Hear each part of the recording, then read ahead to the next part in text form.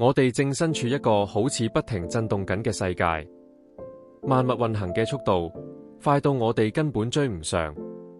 每日嘅頭條新聞都喺度講緊未來工作嘅轉變、自動化嘅崛起，甚至連以往追求穩定生活嘅傳統途徑都好似喺度消失緊。如果你諗起自己嘅目標時會有一種莫名嘅焦慮，你絕對唔係孤單一個。社會一直教我哋將個人身份建基於職位，但喺呢個變幻莫測嘅世界，頭銜往往只係暫時性。但係如果呢份混亂唔係要擊垮你，而係為你清理出一片空地呢？呢個係一個洗去雜音嘅機會，等你可以重新認清由最初就跟隨住你嘅嗰個心靈指南針。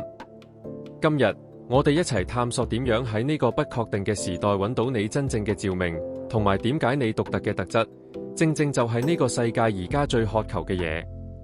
你嘅存在有一個深層而精確嘅意義，你係被有心地創造出嚟嘅。喺我哋嘅文化入面，我哋成日將唔同誤解為好啲或者差啲。我哋往往讚揚大聲疾呼嘅領袖，卻忽略咗默默觀察嘅人。我哋重視理性嘅分析，有時卻輕視咗直覺嘅感悟。但一個健康嘅社會其實係一個生態系統。森林入面並無高低貴賤之分，樹根同樹葉一樣咁重要。試將人類嘅潛能想象成唔同頻率嘅光譜。有啲人天生就對正義有種執着，當見到不公義嘅事，內心團火就會燃燒。有啲人則帶着一種穩定型嘅頻率，一種能夠供養、培育，甚至只要行入房就可以令大家平靜落嚟嘅能力。如果你一直想將自己磨成一個根本唔適合你嘅工具，難怪你會覺得咁攰。你嘅召命並唔係夾硬製造出嚟嘅，而係需要你去揾返出嚟。我哋睇下而家嘅大環境，職位市場就好似一個喐緊嘅目標。10年前好值錢嘅技術，到今日已經變得大眾化，甚至被自動化取代。雖然感覺好似好危險，但其實呢種轉變係一個邀請。當技術性工作都交晒俾演算法，我哋正進入一個人性缺失嘅時代。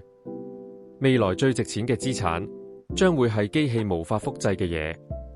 深層嘅共情能力、道德辨識力、創意智慧、真誠嘅連結。為未來做準備，唔單止係學新 software， 而係去深造你嘅品格，學點樣做一個更有人情味嘅人。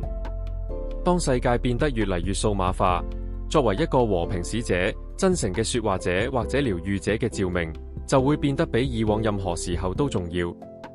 你嘅職位可能喺未來10年變3輪，但你嘅志業，即係你貢獻價值嘅獨特方式，係屹立不倒嘅。咁點樣揾到呢樣嘢呢？佢通常藏喺呢3個信號嘅交集處。咩事令你心碎？你嘅承擔。做咩事會令你唔記得時間？你嘅天賦。世界喺邊度同你講多謝？你嘅影響力。尋找召命通常唔會有一個20年藍圖，佢係一步一步行出嚟嘅。如果你係學生，就做一個最有心嘅學生；如果你係父母，就將呢個身份視為一種值得鑽研嘅工藝。召命唔一定係一份事業，有時召命只係你選擇點樣去對待企喺你面前嘅嗰個人。你嘅出現絕對唔係意外，你更加唔係機器入面嘅一粒齒輪。你係一件進行中嘅傑作，生於呢個特定嘅歷史時刻，必然有其原因。唔好俾世界嘅不確定掩蓋咗你價值嘅肯定。深呼吸，感受一下你生而為人嘅本質。呢個世界正等待緊只有你先可以散發出嚟嘅光芒。繼續成長，繼續療癒。你正正就係處於你最應該喺嘅位置。